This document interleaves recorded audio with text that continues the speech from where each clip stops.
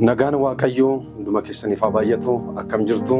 Ani luba Darajjii Shomaa jedhama. Egaa guyyaa har'aa kana jaalala Waaqayyoo ta'e jiraannee dubbii Waaqayyoo walii wajjin barachuudhaaf carraa arganneerra. Isa carraa nu laate Waaqayyoodhaaf galannaa ta'u. Guyyaa har'aa ergaa tokko isinitti dubbachuun barbaada macaafa qulqulluu keessaa fuudhee. Ergaa warra Qorontos inni lammaffaa boqonnaa 8 lakkoofsa 13 hanga 15 keessa dubbisee raawwadheen kadhannee dubbii kana wajjin laalla. Ergaa warra Qorontos isa lammaffaa boqonnaa 8 lakkoofsa 13 hanga 15 nan dubbisa akkas jedha. Kanas ofii keessan dhabsiftanii warra kaan rakkina keessaa akka baaftaniif otoo hin taane gararchiifiyyuu akka wal qixxaatu jechuu kooti. Wanti isinirraa hafuuf jiru qaawwa dhaba keessanii akka isiniif duuchutti, wanti amma isinirraa hafu immoo qaawwa dhaba isaanii akka duuchuuf gargaara. Akkasitti gara lachuu iyyuu waliin qixxaata. Caaffanni qulqullaan isa baay'ee buufate oomtunuu irraa hin hafnee isa xinnoo bootetti immoo itti hin hir'anneedha. Akka Waaqayyoon nu barsiisu hundi keenya hin kadhanname. Yaa Waaqayyo, anaafis warra dubbii kana dhaga'aniifis ayyaana kee baay'isi. Gooftaa koo dubbii kana keessa dabartee gaafii namaa deebisuun hibboo namaa hiikuun yaa Waaqayyo nama dhuunfaa qabdee hanga waldaatti gargaaruun sagalee kana waan diiguu malte diiguu waan cabsu malte cabsuun afurri kee ana nama keessan darbee akka hojjetuun barbaada. Warra dhaggeeffatanitti dubbiin kun akka isaan jijjiiruun barbaada. Nu gargaara jedheen si kadhadha. Amma yaa Waaqayyo maqaa keen jalqabnaa amma xumuraatti nu gaggeessu wajjin ta'e kana hundumaa si kadhanna jennee maqaa gooftaa keenya Yesuusiin ameen. Egaa mata duree akkas jedhuun gabaabinaan dubbii Waaqayyo akka wajjin barannu barbaada. Qaawwa dhaba walii duuchuu mata duree jedhuudhaan dubbii Waaqayyo isin barsiisa. Qaawwa dhaba walii duuchuu waan jedhuun isin barsiisa. Egaa macaafa ammaa kana keessatti kan dubbatu Phaawulostu dubbata, warra Qorontos dhugaa dubbatu maal jedhaanii qaawwa dhaba walii keessanii duuchaa jedhama. Inni tokko qaawwa dhaba obboleessa isaa, inni immoo qaawwa dhaba obboleessa isaa akka duuchu dabareedhaan qaawwa dhaba walii keessanii walii duuchaa, qaawwa walii keessanii hin mul'atinaa jedha. Egaa isin wal qabdudha. Waaqayyo kana gajjallaatti amantoonni walii isaanii qabu waan ta'eef amantoonni qaawwa yookaan ulaa walii ilaalanii walitti kolfuun qaban, qullaa walii haguuguu qabu, qaawwa walii duuchuu qabu. Macaafuma qulqulluutu kana jedha. Gaafa kana goonu kiristinnaan keenya gochaan mul'ata jechuudha. Kiristinnaan keenya faarfachuurra, lallabuurra, afaaniin dubbachuurra darbee hojiidhaan mul'ata. Hin dhaabbata, hin deema jechuudha. Kiristinnaan miila godhatee akka deemu, kiristinnaan harka godhatee akka xiixatu, ija godhatee akka laalu, kiristinnaa jireenya of keessaa qabu akka ta'uu fi akka dubbii Waaqayyoo jedhutti jiraachuu qabna. Dubbachuu gararratti hojjetan mul'isuu qabna waan ta'eef kanaaf Phaawulosiin qaawwa dhaba walii keessanii duuchaa jedha. Egaa qaawwa dhaba walii duuchuu jechuun maal jechuudha? Waggaa akkas jennu hiika isaarraa qabne yoo ilaalle gaariidha. Qaawwa dhaba walii duuchuu jechuun ofii keenya rakkifnee, ofii keenya dhabsisnee qaawwa warra kaanii duuchuu jechuu miti. Macaafni qulqulluun ofii agabuu bulaa warra kaan nyaachisaan jiru. Ofii qullaa deemaa warra kaanitti uwwisaan jiru. Akkas hin jennu. Macaafni qulqulluun kan inni jedhu lakkoofsa 15 irratti kan inni jedhu akkas jedha. Kanas ofii keessan dhabsistanii warra kaan rakkina keessa akka baaftan otoo hin taane gara lachuufiyyuu akka wal qixxaatu jechuu kooti. Wanti isinirraa hafuuf jiru qaawwa dhaba, wanti isaanirraa hafuuf jiru qaawwa dhaba keessan akka isiniif duuchutti, wanti amma isaanirraa hafu immoo qaawwa dhaba isaanii akka duuchettidha. Kan isaanirraa hafu wanti nurraa hafu warra kaan biratti qaawwa dhaba isaanii duucha. Wanti jararraa hafu immoo nu bira waggaa dhufe qaawwa dhaba kan keenya duucha. Akkasitti gararachuu wal qixxaataadha. Kanaaf yeroo tokko dubbii Waaqayyoo yeroo ka'u ofii rakkannee ofii maal taanee akka warra kan tajaajilu miti. Macaafni qulqulluun kan barbaadu nurraa wanta hafu sun qaawwa nama biraa, qaawwa dhaba nama biraa duucha waan ta'eef sana dubbata macaafni qulqulluun sana beekuun gaarii ta'a. Wanti warra kaan irraa hafuuf jiru immoo qaawwa dhaba keenya akka duuchuuf jedha. Wanti nurraa hafu immoo qaawwa dhaba warra kaanii akka duuchuuf jechuudha. Kana jechuun akkasitti gara lachuu wal qixxaataadha. ani qaawwa obboleessa konduucha obboleessi immoo qaawwa dhaba kan konduucha anatti sinirratu isatti nirratu akkasitti gara lachuu wal qixxaata. Bara ergamootatti hiyyeessi tokko isaan gidduun turre kan jedhu macaafni qulqulluun tokkotu qaawwa dhaba biraa duucha sun immoo qaawwa dhaba biraa duucha waan ta'eef akka danda'anitti qaawwa dhaba walii duuchuna wal bira dhaabbatu waan ta'eef isaan keessa rakkataan isaan keessa hiyyeessi hin turredha macaafni qulqulluun. Kanaafuu kan akka qoonu macaafa qulqulluutu nu abbooma. Egaa nuun akka kiristaanotaatti, nuun akka tajaajiltootaatti, nuun akka amantootaatti akka nama dubbii waaqayyoo dhaga'etti qaawwa dhaba qaama 5 guutuudhaaf dirqama qaba. Macaafni qulqulluun akka inni nu abboomutti ani dubbii waaqayyootti amaneera, ani waaqayyoo buleera, kiristinnaan koo kun jireenya mul'achuu qaba yoo jenne xiqqaatu nuun akka kiristaanotaatti qaawwa dhaba qaama 5 guutuu qaba. Shanan san tokko tokkoon kaasuu nan barbaada. Inni jalqabaa qaawwa dhaba biyyaa guutuu qaba. Egaa qaawwa dhaba biyyaa guutuu qabna. Itti deebina tokko tokkoon ilaalaa qaawwa dhaba waldaa kiristaanaa guutuu qabna. Sadaffaa irratti qaawwa dhaba tajaajiltoota guutuu qabna. Afuraffaa irratti qaawwa dhaba amantootaa guutuu qabna. Shanaffaa irratti qaawwa dhaba warra namannee guutuu qabna. Warra namannee illee guutuu qabna. Egaa waan kana tokko tokkoon akka laallu nan barbaada. Macaafa qulqulluu sana jira waan jedhu tokko tokkoon laaluun barbaachisaadha. Egaa inni jalqabaa qaawwa dhaba biyyaati. Egaa biyyi baajata mataa ishee qabdi, dhugaadha galii mataa ishee qabdi, mootummaa mataa ishee qabdi. Garuu biyyatti garaagarummaa qaba. Biyyi qaawwa baay'ee qabdi. Mootummaan biyya gaggeessu waan baay'ee yootuma godhu hin qaawwa. Karaa mirgaa yoo duuche karaa bitaa qaawwuu danda'a. Tokko yoo godhe tokko immoo hin hanqata. Kanarraa kan ka'e garaa saba gaggeessuu sana ceebsuu hin danda'u. Egaa biyyoonni hundinuu kan guddatte mootummaa qofaan miti. Baajata mootummaa qofaan hin guuttanii warra qaawwa biyyaa laalanii duuchantu jira. Warreen akkasii mootummaa cinaa dhaabbachuudhaan karaa biyyatti qaawwe karaa biyyatti biyyi dhabde sana dhaabbachuudhaan qaawwa biyyaa hin guutu. Fakkeenyaaf hojii misoomaa keessaa qooda qabaachuudhaan qaawwa biyyaa guutu. Hojii misoomaa keessaa hirmaachuu qaba kiristaanni. Namni dubbii waaqatti amane hojii misoomaa keessaa hirmaachuudhaan qaawwa dhaba biyyaa duuchuu qaba. Sababni isaa amana waldaa keenya warra wangeela maqaa Itoophiyaa keessatti dubbii hafuuraa kana duwwaan hin hojjetu. Hojii misoomaas hin hojjetu. Hojii misoomaan sun tajaajila hullentanaawii agilgiloota sana kenniti waldaan. Amalli waldaa keenya isa kana. Karaa misoomatiin mana barumsaa hin ijaarti, kilinika hin banti, daandii hin baafti, warra bishaan rakkatanii bishaan baasaa turte. Maal gochaa jirti? Bakka mootummaan qaqqabuu hin dandeenye hawaasa keessa galteeti qaawwa biyyaa duuchite. Gaafa bishaan bantu qaawwa dhaba biyyaa duuchaa jirtu. Gaafa karaa baasaa jirtu. Gaafa mana barumsaa ijaaran, gaafa kilinika ijaaran qaawwa biyyaa guutaa jirti waldaan. Nuun akka nama dhuunfarraa jalqabnee akka gareetti akka waldaatti qaawwa dhaba biyya keenya duuchuu qabna. Tarii akka inni ji'ootu waan gurguddaa hojjechuu dhiisuu dandeenya. Barattoota daftara hin qabneef daftara gaafa binnu. Warra yuunifoormii hin qabneef gaafa yuunifoormii binnu. Mana barumsaatiif gaafa suphinu gaafa waa goonu. Waan tokko walitti fuunee gaafa goonu maal gochaa jirra? Qaawwa dhaba biyyaa guutaa jirra. Kun nurraa eegama. Nuuni warra biyyatti quba qaban biyyi keenya maal goote qofa hin jennu. Nuuni biyya keenya maal goone jennee of gaafachuu qabna. Egaa kana caalaa bal'isee baay'ee dubbachuu hin danda'u. Inni lammaffaan qaawwa dhaba waldaa kiristaanaa duuchuu qabna nuun akka tajaajiltoota akka amantoota. Egaa waldaan kiristaanaa galii addaan qabdu galiin ishee qabeenya ishee amantoota isheeti. Waaqayyo waldaa kiristaanaaf amantoota kenna. Amantoonni hiyyeessi jira, dureessi jira, kan waa qabu jira, kan waa qabne jira. Waan achirraa dhufu kanaan hojii hojjetti waldaan kiristaanaa. Waldaa kiristaanaa hin ijaarti. Waan achi keessatti barbaachisu hin guutti. Amantoota ishee hin guutti. Sagalee guddistuu yoo bitte, teessoo yoo bitte, mana yoo bareechite, waan biraa miti. Amantoota achitti waaqeffataniif, tajaajilaniif haala mijeessite. Egaa yeroo tokko waldaatti garaagarummaa jiraachuu danda'a. Waldaatti hin hanqaaqa bajanni waldaan hin qaaqa. Mindaa tajaajilarra darbuu dadhaba. Waldaan tokko irratti jigee manni ishee daalachaa'ee teessollee guuttachuu dadhabdee waldaan hin rakkatte. Egaa akka macaafa qulqulluutti nuni waaqeffannee ba'uun keenya qofti gahaa miti. Qaawwa dhaba waldaa kiristaanaa guutuun dirqama keenya. Qaawwa dhaba waldaa kiristaanaa guutuun dirqama keenya. hojii babal'isuu wangeelaa keessaa fi mishiinarii bobbaasuu keessaa qooda qabaachuu qabna.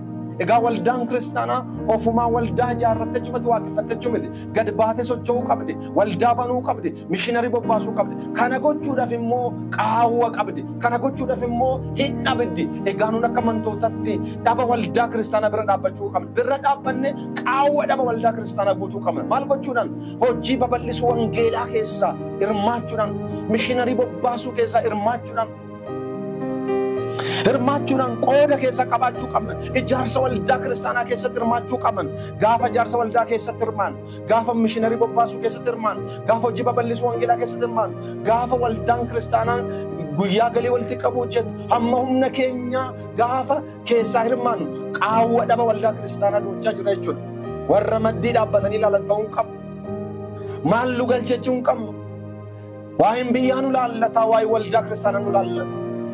Egaa biyyoonni guddatan qaawwa biyyoota guddatan keessa amantoonni qaawwa biyyaa yeroo guutan ilaalla, qaawwa waldaa kiristaanaa yeroo guutan ilaalla.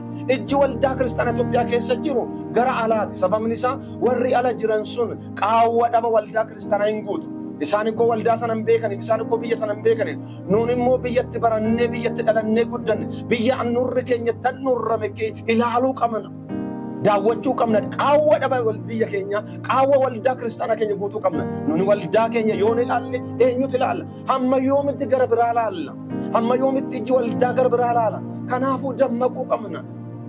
Dhimmoonni akkasii kun darbuu qaba. Barri iddoo biraatti eeggatan kun darbe ofii keenya hamma dandeetti keenya qaawwa waldaaf qaawwa biyyaa gochuudhaaf hirmaachuu qabna. Ofii rakkanneen jennu, of dhabdasiinee rakkanneen jennu kan nurraa hafu sun jedha. Inni macaafni qulqulluun kan inni jedhu kana hirrina waldaa kiristaanaa qabdu ilaaluudhaan waa tokko gochuun gaariidha. Amantoonni bara kana jiran gaariidha. Yeroo tokko hirrina waldaa kiristaanaa ilaalanii ankana nan bitaa, ankana nan godhanii bishaan irraa jalqabanii, soofti irraa jalqabanii, qodaa buus irraa jalqabanii warreen qaawwa waldaa kiristaanaa ilaalanii duchan jiru. Na amana gaafa qaawwa biyyaa guuttan, gaafa qaawwa dhaba waldaa kiristaanaa ilaaltanii guuttan, Waaqayyo immoo qaawwa dhaba keessan hin duucha. Sababni isaa namni hundinuu waan facaase hammata. Nu yeroo baay'ee qaawwi keenya akka nu duudu barbaadnarraan kan hafe nu qaawwa warra biraa duuchuu hin barbaadnu. Wanta akkasii hin jiru. Foormulaan akkasii hin jiru kiristaanaa keessa. Egaa xiqqaatu kurnoo kan faluun amanamuu qabna. Kurnoon dirqama macaafa qulqulluutu abbooma. Namni kurnoon kan falle kan Waaqayyoon saametti ilaala. Kanaafuu nun gaafa kurnoo kan faluu dhiisnee kurnoo Waaqayyo nu kenne keessa baasuu dhiisnu akka waldaa kiristaanaatti qaawwa goona. Gaafa gibira kan faluu dhiisnu biyyatti akka qaawwa goona. Xiqqaatu gibira kan faluudhaan, xiqqaatu waan barbaasu gochuudhaan qaawwa biyyaa guutuu qabna. Xiqqaatu kurnoo kan faluudhaan, kennaa jaalalaa kennuudhaan qaawwa waldaa kiristaanaa duuchuu qabna. Yoo akkas hin taane waldaan kiristaanaa mootummaas miti, mootummaas miti. Egaa inni sadaffaan qaawwa dhaba tajaajiltootati. Egaa tajaajiltoota jechuun nama Waaqayyotu waame. Lubni nama, hojjetaa wangeelaa nama.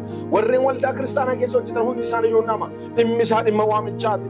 Egaa jarri kun ofirraa bu'anii itti tolee akka nu barsiisan, itti tolee akka nu kadhatan, itti tolee akka nu daawwatan, gammadaa akka faarfatan, gammadaa akka lallaban.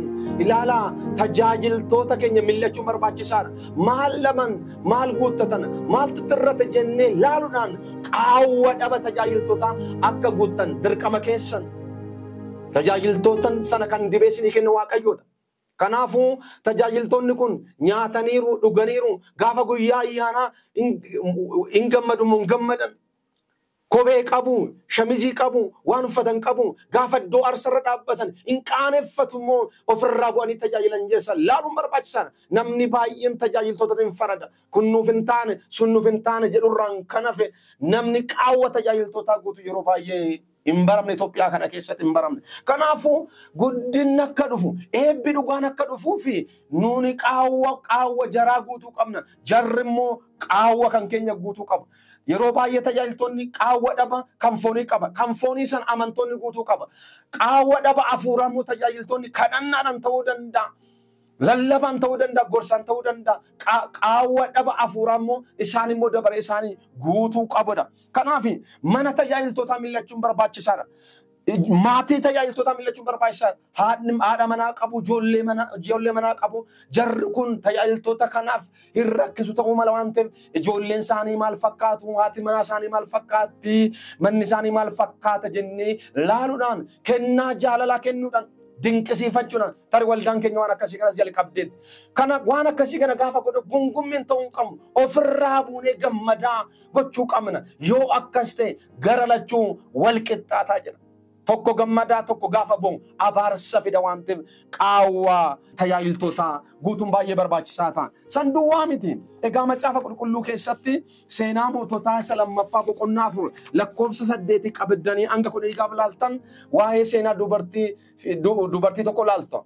Dubartiin tokko maal jette san dubbisuudhaaf yeroo waan hin qabneefi Eelisaay yeroo achiin darbu Gahaaz wajjin yeroo achiin darbu abbaa manaa wajjiniin wali mari'attee nama kanaan nama waaqayyoo kanaan noori jettee yeroo baay'ee buddeena kennitiif jedha.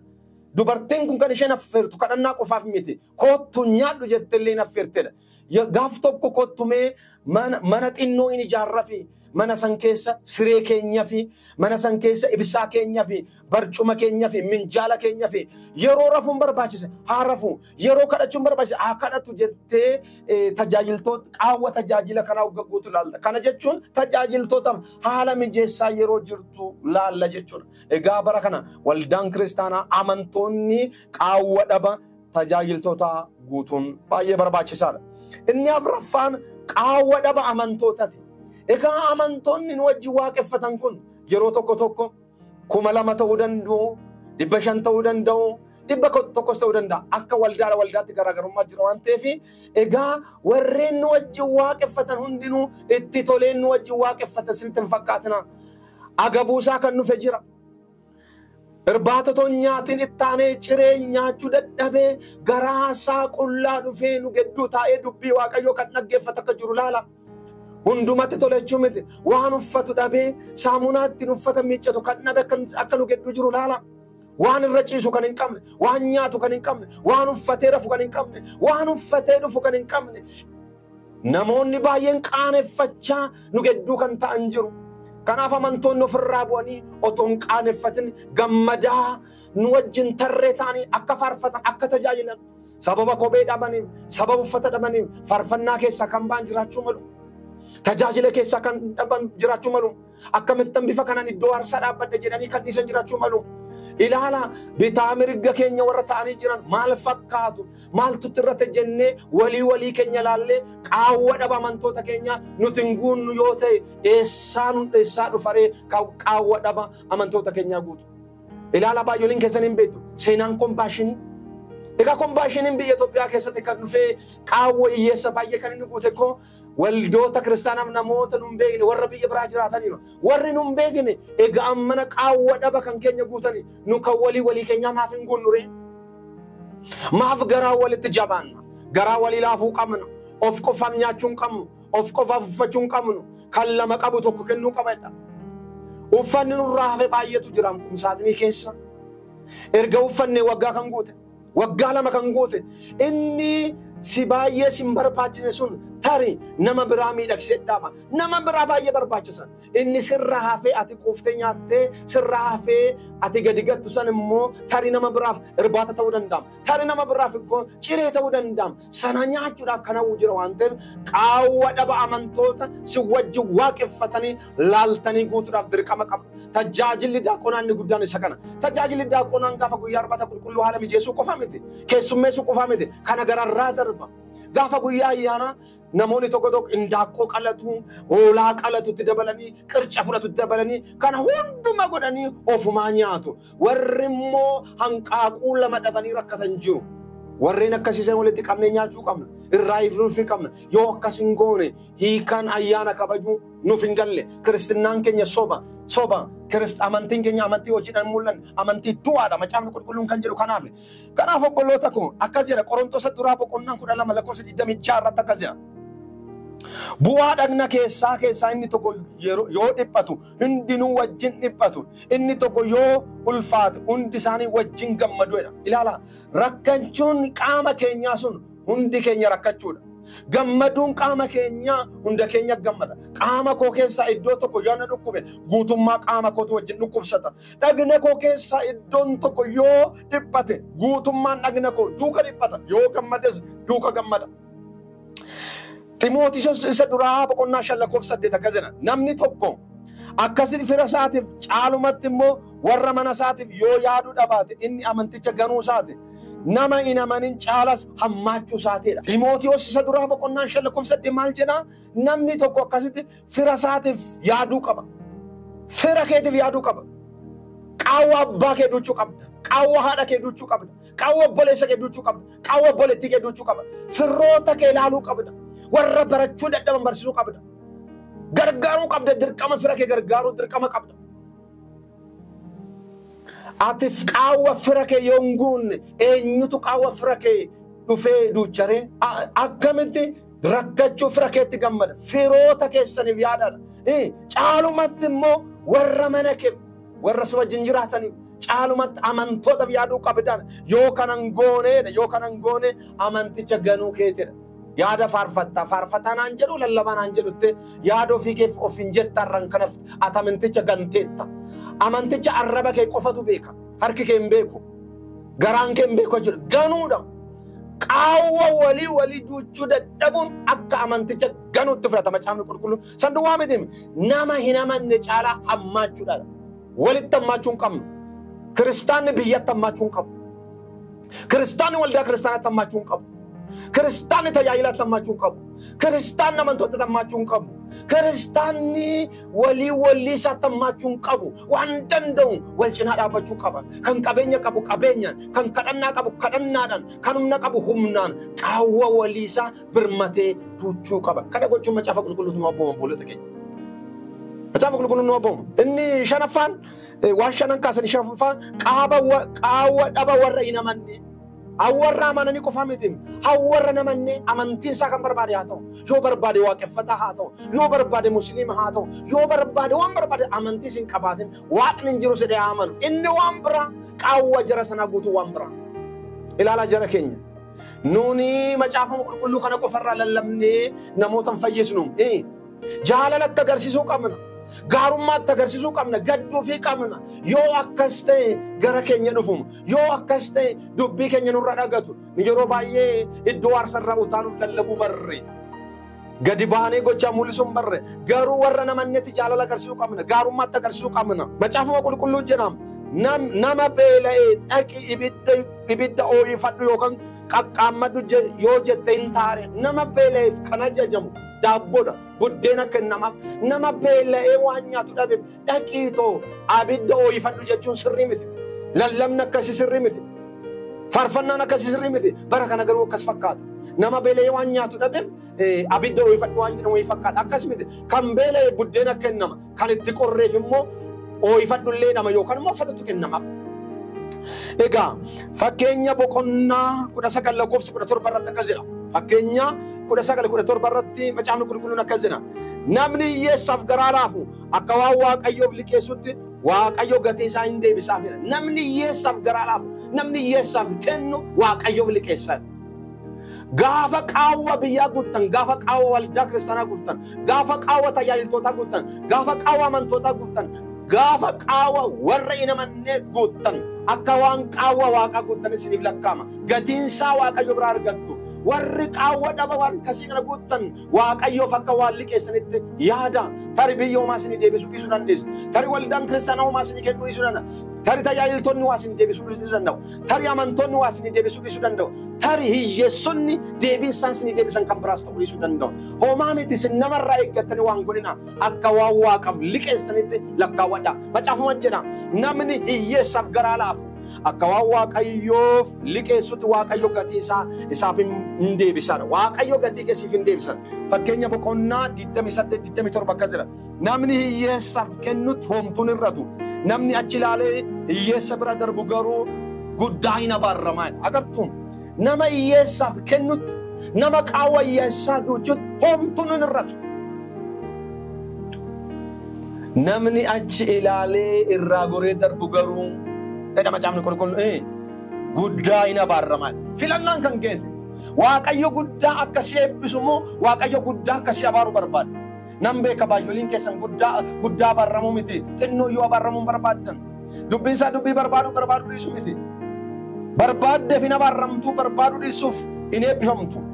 Yoo guddaa eebbifamu barbaadde akka nama siin jedhe qaawwa dhaba warra kaanii guuti qaba. Guddaa abaaramu barbaadnan immoo kanuma dhiisu nama caamni qulqulluun kan inni jedhu kana. Egaa namni qabeenya qabaateef hin gammadu. Namni qabeenya qabaateef hin gammadu. Hundeen gammachuu qabeenya qabaachuu otoo hin taane hundeen gammachuu gooftaa qabaachuudha. Warra qabeenya qaban manna warra gooftaa qaban wayya. Namoonni baay'een otoo qabeenya qabaadhee otoo konkolaataa qabaadhee otoo kana qabaadhee nan gammadan. Lakki namni qabeenya qabaateef hin gammadu. Kaa'umsi yookaan hundeen gammachuu gooftaa qabaachuudha. Ati gooftaa qabdu kanatti hin gammaddu yoo ta'e naamani waan barbaadde yoo qabaatte hin gammaddu. Qabeenyi qabeenya caalu gooftaadha. Namni gooftaa qabu waan hundumaa qaba. Wanti hundinuu gooftaa keessa jira. Dhimma yeroo irraa yoo ta'e malee Waaqayyo seenaa nama hundumaan jijjiira. Rakkina kee sin irraanfachiisa. Namni caalu sin irraanfachiisa. Kanaaf sana gochuun baay'ee barbaachisaadha. Dhumarratti waan tokko kaasuu nan barbaada. Egaa namni qabeenya qabaateedhaaf immoo hin kennu. Namni qabeenya qabaateedhaaf hin gargaaru.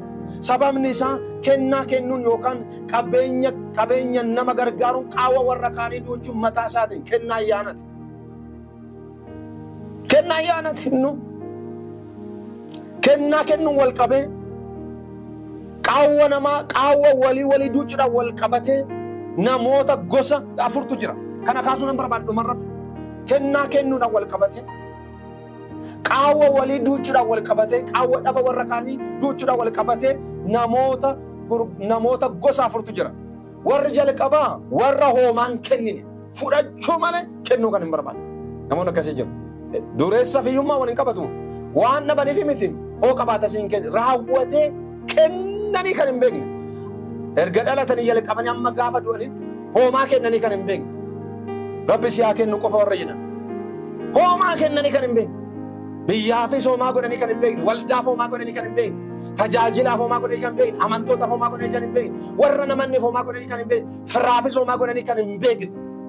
Ofuma qofaa warra nyaata warra hoomaa godhanii hin beekne warra jalqaba. Warra gonkuma kennanii hin beekne. Warra lammaffaa warra humna isaaniitii gadi kennan. Kennu yoo kennan garuu humna isaanii gadi. Maqaa qofaaf godheera jedheera akka jedhamu akkas godheera akka jedhamu akka odeeffamu qofaaf humna isaanii gajjalla.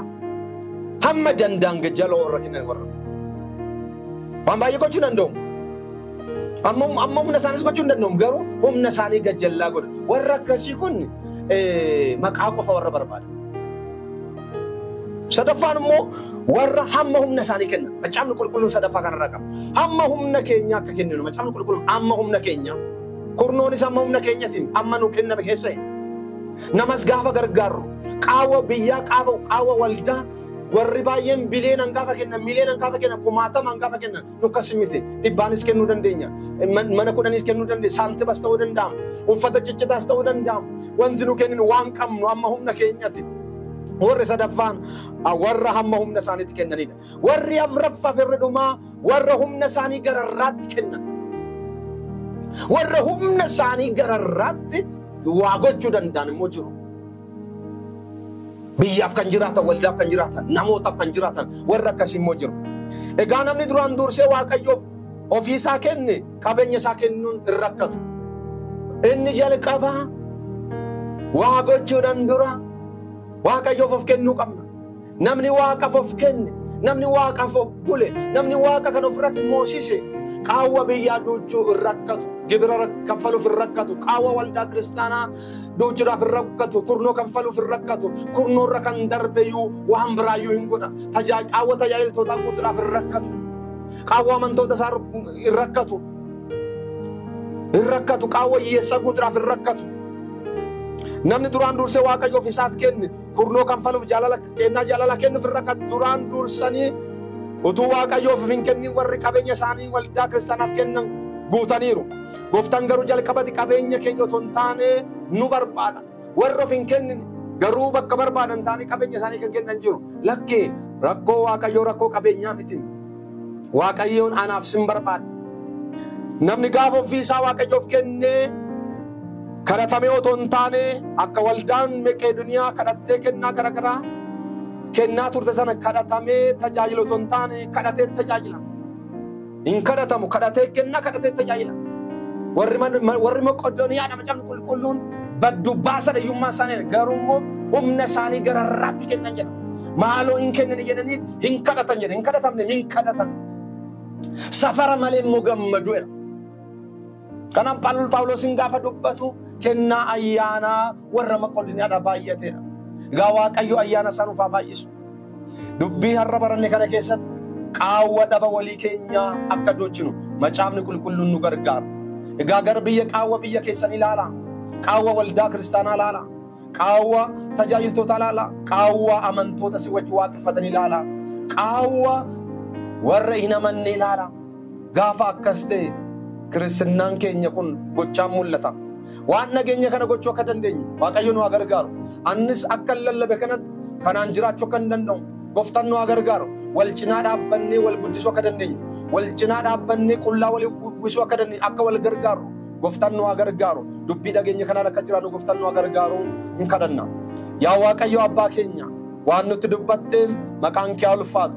Akkuma dubbii kanatti dubbatte immoo yaa Waaqayyo qaawwa biyyaa, qaawwa dhaba waldaa kiristaanaa, qaawwa dhaba tajaajiltootaa, qaawwa dhaba amantootaa, qaawwa dhaba warra hin amanne ilaallee guutuu akka dandeenyu yaa Waaqayyo gooftaa koo wanti nurraa hafu yaa Waaqayyo qaawwa jaraa guuta waan ta'eef kana hubannee gochuu akka dandeenyu ati nu gargaara. Ati macaafa keessatti yaa Waaqayyo gaaf dubbatu beela'een ture beela nan baafne jette, beela'een ture beela na baastaniitu jetteen jaraan immoo yaa Waaqayyo warra beelaan beela baasuun akka waan si beela baasaniitti. Warra dheebotan dheebuu baasuun akka waan si bishaan kennaniitti. Ilaa yaa Waaqayyo wanti namaaf goonu hundinuu akka waan si goonetti lakkaa waan ta'eef kana beeknee dubbii kana amannee yaa Waaqayyo kiristinnaa keenya gochaan jireenya mul'isuu akka dandeenyu ati nu gargaara. Galanni ulfinni siif haa ta'u waan nu gargaartuuf ati ulfaadhu. Maqaa gooftaa keenya maqaa Yesuus jedhiitii. Ameen.